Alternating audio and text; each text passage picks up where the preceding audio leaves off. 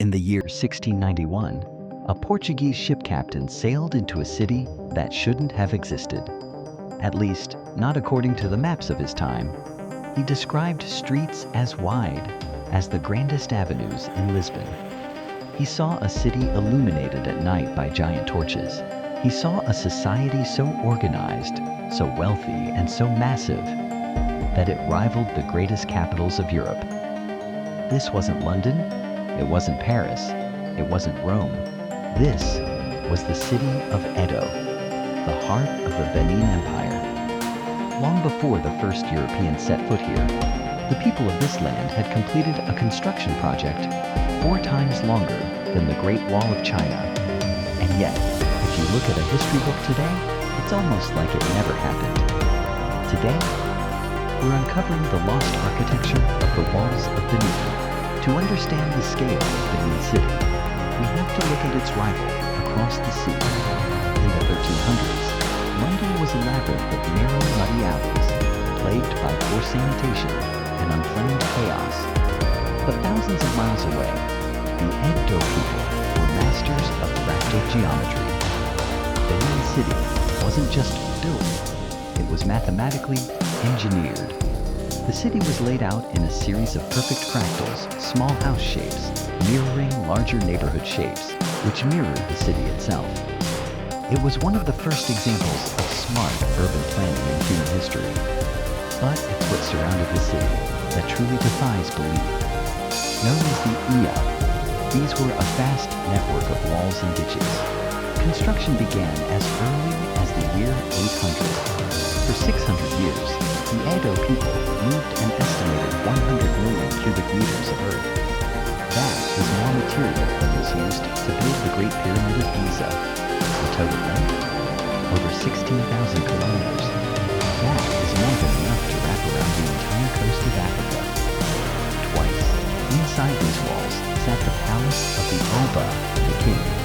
Foreign visitors from the Netherlands in the 1600s were mesmerized.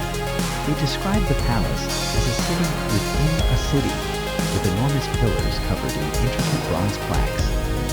These plaques depicted the history of the empire, the victories of its kings, and the customs of its people. These weren't just decorations. They were the empire's library, cast in metal. The wealth here was astronomical. Benin was a global superpower in trade, dealing in pepper, fine ivory, and textiles that were legendary across the continent.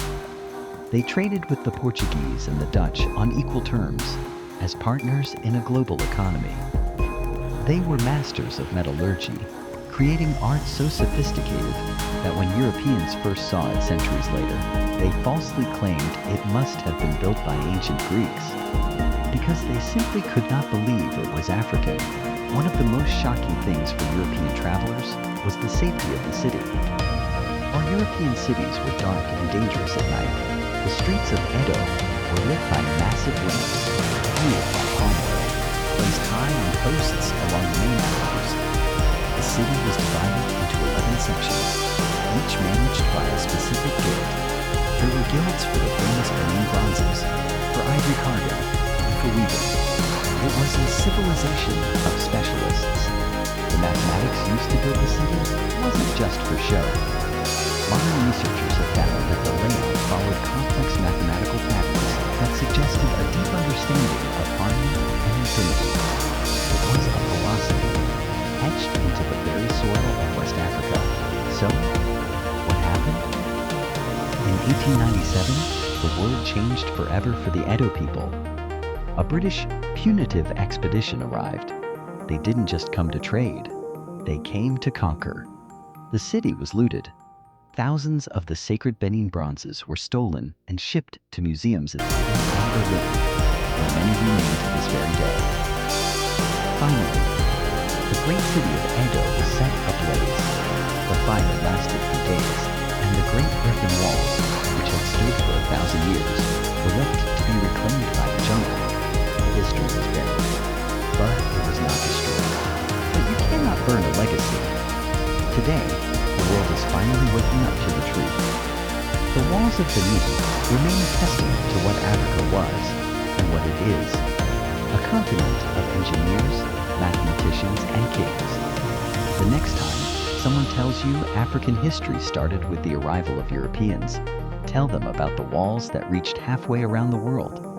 If you want to discover more stories of the empires the world tried to forget, hit that subscribe button, because history is deeper than you think.